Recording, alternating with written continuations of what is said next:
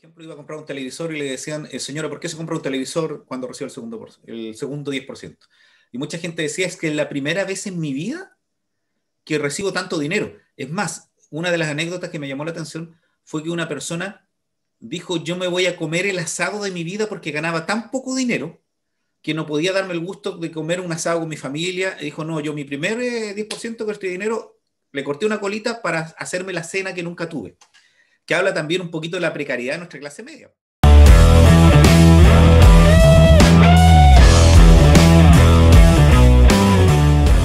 Y ya vimos cómo estuvo la economía del 2020, vamos a ver cómo está la economía del 2021 y cuáles son las proyecciones, y por eso invitamos a Daniel González San Martín, economista, amigo, profesor, docente universitario y profesor de escuelas de liceo secundario, que también es relevante, que acerca la economía a los chicos. Hola Daniel, ¿cómo estás tú? Hola Edgardo, mira, muy bien, sí, efectivamente, como indicabas tú, ligado a los dos mundos. Y bueno, contento de volver a hablar de este tema. En realidad podemos ir viendo la evolución. Espero que ya el 2022 estemos un poquito más libre, pero haciendo memoria, el año pasado, a esta misma fecha, más o menos estábamos conversando de esta misma temática. Claro que Eh, sí, porque fíjate bueno, que, si bien es cierto, me confundí en el año, es porque realmente el 2021 fue un año, ha sido un año extraño, porque pensábamos todos que el 2020 era el año pesado y nos estamos dando cuenta que se nos va a replicar el año. Y hay una diferencia, porque el año pasado, el 2020, no sabíamos lo que venía. Y este año asumimos que va a ser lo mismo del año pasado. Hay una suerte de normalidad, ¿cierto?, en esta situación. Oye, sí, Daniel, te quería estamos entrando. preguntar con respecto a los aspectos económicos que hemos tenido en este primer trimestre ya.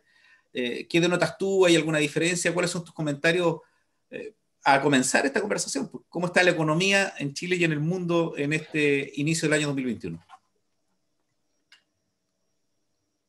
Mira, mira, desde el año pasado, a fines del año pasado, comenzó una carrera de vacunas y eso nos llevó en general a tomar un bastante optimismo en lo que se venía para este año. Tema que para nuestro país también fue vital y también nos relajó, que también que eso es lo que vamos a llegar, voy a llegar Sí. al punto final. Y esa opción de esa perspectiva positiva nos llevó también a generar mayor consumo, sumado a algunas cositas que hubo, algunos retiros de AFP que se sumaron y que en términos simples generó mayor excedente de dinero en el mercado. En términos súper simples, lo que había plata en el mercado. Y cuando hay plata en el mercado, la gente compra. ¿Ya? Y eso que nos trajo por consecuencia que en estos meses del primer trimestre empezáramos a generar un poquito de inflación. Entonces, más de alguien le puede echar la culpa a la empresa, más de alguien puede echarle la culpa a que hay una mano oscura, pero sinceramente es la mano invisible clásica que conocemos, que en realidad como gran parte de las personas se vio con un poco disponible, hizo una expansión monetaria que no tenía forma de controlarlo. Entonces, por un lado, hemos vivido un poco de inflación. Recientemente salió la inflación del último mes, que es un 0,4, lo cual no deja de ser importante. Nuestra meta, aunque estoy hablando termo- en términos numéricos, siempre casi ha sido 0,5 puntos, lo que es un Sí. séptimo de todo eso. Oye, ¿sabes tú, Daniel, que conversábamos antes de ¿Mm? conectarnos? Que las cosas que uno se da cuenta. Por ejemplo, yo me compré un computador en el mes de marzo del 2020 y si lo cotizo hoy día, está más caro. Si bien es cierto, la canasta familiar, hablamos del precio del huevo, me acuerdo, el año pasado que se había disparado el precio del huevo. La palta ya estábamos acostumbrados a que subiera la palta. Pero tú tienes razón de que ha habido cosas que se han encarecido.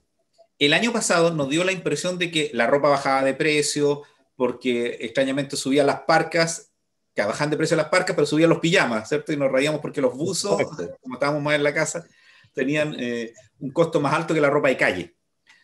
Pero también es importante lo que tú dices, porque no nos dimos cuenta que cuando recibimos el primer 10%, las compras se incrementaron, con el segundo con mayor razón, porque yo no sé si tú tienes la misma visión de que fueron aspectos distintos en los que usó la mayoría de la gente el dinero entre el primer 10% y el segundo 10%. Sí, sí, ahí hay una gran diferencia. O sea, no sé si hubo bastante reportaje en televisión donde mostraban que el gran enfoque fue a pagar las deudas del primer 10% y un gran grupo de personas a ver temas de salud, que eso igual era un tema bastante fuerte para conversar. Pero en el segundo 10% de los que podían ya retirar el 10% nuevamente, entró en la etapa de la expansión de consumo, ¿ya? Y ahí empezamos a vivir la carencia de materiales. Uh-huh. No sé, yo creo que más de alguien que esté viendo el video y escuchando el- próximamente el audio, se va a recordar que va a Sodimac y no encuentra materiales. Mm. Y piense adicionalmente situaciones complejas como las que vive la gente de los subsidios, porque también las mismas empresas constructoras tienen que comprar materiales contra los mismos proveedores y no tienen de dónde sacar materiales, por lo tanto las cosas se están atrasando y aquí entramos en una dinámica que creemos que alguien nos está estafando, pero en realidad es porque nosotros mismos generamos una sobredemanda impensada.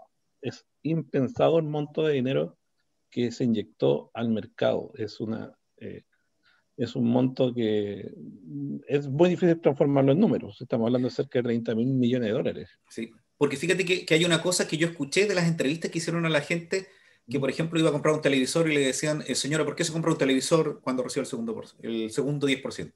Y mucha gente decía, es que es la primera vez en mi vida que recibo tanto dinero. Es más, una de las anécdotas que me llamó la atención fue que una persona dijo, yo me voy a comer el asado de mi vida porque ganaba tan poco dinero que no podía darme el gusto de comer un asado con mi familia. Y dijo, no, yo mi primer 10% de este dinero le corté una colita para hacerme la cena que nunca tuve.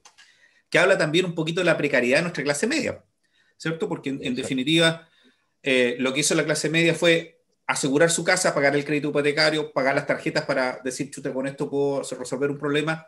Algunos pagaron la educación del año de los hijos, otros ampliaron o mejoraron la casa porque también te diste cuenta tú que como estábamos encerrados nos dimos cuenta que habían problemas, ¿cierto? Se empezó a deteriorar, no sé, la cafetería, las terminaciones, la calefacción. Me llamó la atención lo que dices tú con el segundo 10% que fue casi como que nos dimos un gusto, pero yo también creo, porque aquí uno es injusto, uno dice la gente se compró televisores más grandes, computadores, no sé, un PlayStation, un tablet, un equipo musical, no se compran muchos equipos musicales ahora, pero era porque también la gente se decía, oye, capaz que estemos encerrados más tiempo y siempre una colita para guardar para comida. Y este tercer 10%, si sale, ¿en qué lo vamos a gastar, Daniel? ¿Tienes una proyección tú? Mira, eh, está complejo la figura. Creo que sí va a seguir la dinámica y espero que la gente se calme también un poco en esta intención que nos genera la misma publicidad de la empresa de calmar un poco el tema de la construcción, porque es un tema que nos afecta directo, es inconsciente. Yo sé que obviamente todos vamos a querer solucionar o queremos mejorar nuestra casa, en realidad uno se siente transformado cuando hay un cambio en tu casa, porque en realidad es tu espacio, tu hábitat, bueno, lo habitas todos los días, y es rico cuando está como tú lo quieres tener, pero creo que va a seguir la presión hacia el consumo en esas líneas. Ya. Eh, lo que se estaba dando harto y menos mal se puso algún incentivo negativo para evitar era el tema de los viajes al extranjero. O sea, Ah, yo sí. creo que cualquiera se estaba tentando ir a Brasil, sí, creo que los precios están casi botados para ir a Brasil. Claro. Inclusive, aunque ya suene extraño, incluso más de algún chileno empezaba a mirar para Europa, siendo que ya viajar a Europa es un tema muy costoso, pero con todo esto de la situación europea, más el tema de los 10%, nos vimos con disponible y con precios muy bajos, y decíamos, oh, tengo la vacuna, ya estoy vacunado, pero igual podría ser, y por ahí creo que van a tender a irse algunos gastos de algunas personas. Y obviamente entendiendo también que la situación económica del país en general no está tan buena, ¿ya?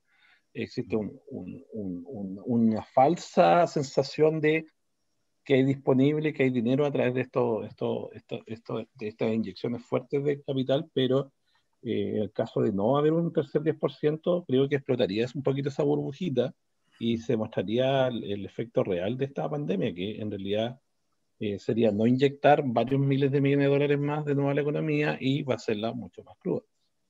¿Sabes tú que también la gente que nos está viendo tiene que decir, oye, pero ¿de qué hablan estas dos personas? De que la gente compró cosas cuando hay gente que efectivamente no tiene ingresos. Sí, porque el mundo de la informalidad es muy grande, es decir, del chileno y chilena que cada día vende un producto, logra trabajar en algún pololito para llevar comida ese día.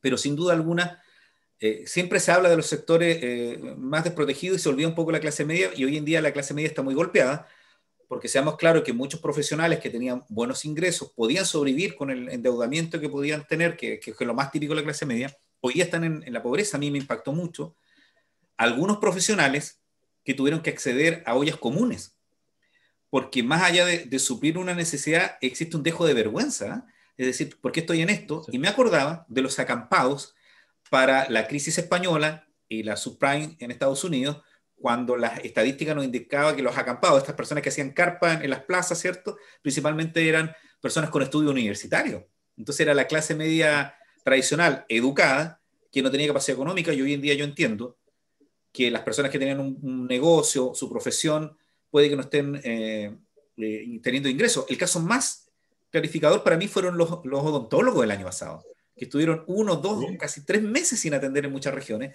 y implicó un golpe económico súper fuerte para ellos, que tienen que haberle restado. Sí. Entonces, que nos disculpen los amigos cuando no hablamos, estamos hablando del golpe económico que tienen algunos y compran cosas, cuando entendemos que hay gente que tiene necesidades básicas que no están siendo cubiertas y que demuestran que nuestro nivel de pobreza en realidad era más alto de lo que creíamos. Exacto, y que muchas veces no todo lo que brilla es oro, así literalmente como tú nombraste a los odontólogos, el tema de los odontólogos es súper fuerte, porque en realidad el nivel de inversión de una clínica odontológica para un odontólogo que tiende a ser independiente son montos bastante altos, o sea, no digamos que son, con un 10% no le Uy. alcanza ni para pagar la cuota del sillón. Entonces, es un tema no menor y hay varias áreas más, o sea, peluquería. Las peluquerías, sí. Las peluquerías sean muy, muy complejo. Mi peluquero, en realidad lo he ido a visitar poco últimamente, eh, también muy, muy complejo. Yo conversábamos, abría, tenía que cerrar, después volví a abrir, tenía que cerrar, entonces estaban en esa dinámica constantemente. Y hay varias áreas. Y la informalidad, como tú delante tocaste, es un tema que nos ha traído más de algún problema. Es bastante extensa la informalidad en nuestro país y más con esta situación actual la ha expandido aún más, ¿ya? Estamos hablando de valores según estadísticas, en realidad estábamos hablando de que Chile tiene un número de cesantía cerca del 9,8%, pero con niveles de informalidad del 28%. Oye, ¿sabes Entonces, es tú, personal. Daniel? Que como nosotros dos también seguimos un poquito las noticias de los países limítrofes y miramos mucho Europa, Estados Unidos, a mí me llama la atención porque el otro día vi un canal argentino, un grupo de países